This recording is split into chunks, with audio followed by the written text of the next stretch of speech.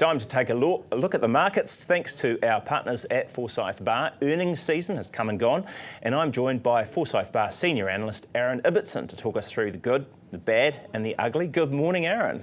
Good morning. Thanks for coming on in. Thank you for having me. It's always a sort of a time where we get a bit of a sense of where companies have come from and what they're hoping to see going forward. If you had to sort of sum it all up, did you get any strong indications about the state of our economy out of those results?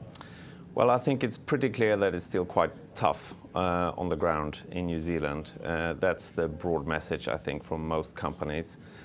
But, you know, there's always these glimmers of hope that we look for. I think there's been a few more this earnings season than maybe last. You know, Helen Stein talked to some recovery in July, August. Parts of the economy is doing better. We saw a little bit of a glimmer of retail sort of peek through. I think we were talking earlier about how IKEA is going to give us a date on when they're going to act. Yeah. That would sort of suggest that people feel that consumer confidence is going to build slowly, but still pretty weak, yeah?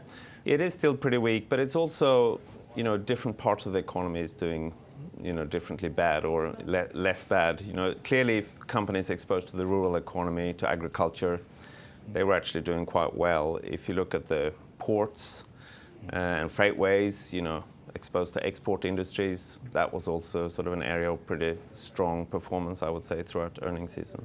And you take a particular interest in the aged care sector as well. So if we're looking at companies like Somerset, were reporting last week as well, they seem to be quite optimistic about their prospects and saying, hey, we had a great first half in terms of sales and so on. Do you see that strength in their numbers? I wouldn't say that it showed up in the numbers, but they definitely, to give Somerset credit, you know, they absolutely gave a confident message about what they're expecting for the next 6-12 months, which I think was quite encouraging for the market.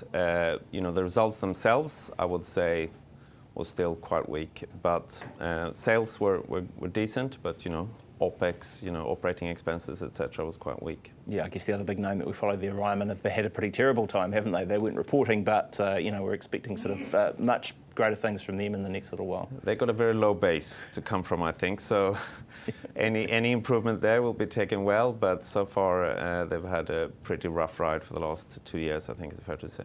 Yeah, I think when we were looking and trying to do winners and losers last week, it seemed like Ibbotson Group was one that stood out because they put in a pretty solid kind of a result. I mean, this is the company that does Master Pet, does Animates, brands that people will be familiar with, along with some hospital retail, or sorry, hospital wholesaling as well for pharmaceuticals. But they really got slammed, didn't they, on their result? What was going on there?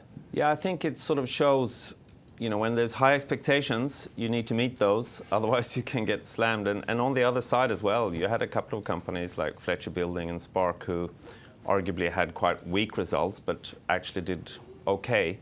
Because, you know, sometimes all the bad news in the price, and with Ibbotson specifically, they guided for a lot more OPEX, you know, operating expenses than people were prepared for. A couple of small things didn't go their way. And when you're priced as you know, really high quality, you know, expected to continue to perform, you get quite badly punished when you get things wrong. Sure. You mentioned Fletcher's there, and we know that they've had yet another kind of challenging result, as you like to say, but does that give us a broader picture about how construction and how the housing market is performing here?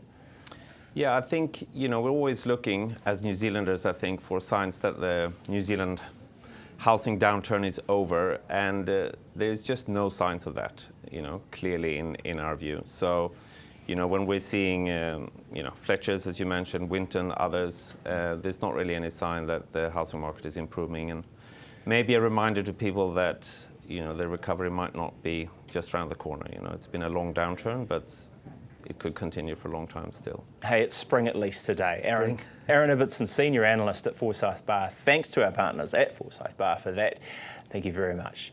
It's 8 o'clock and you're watching Herald Now.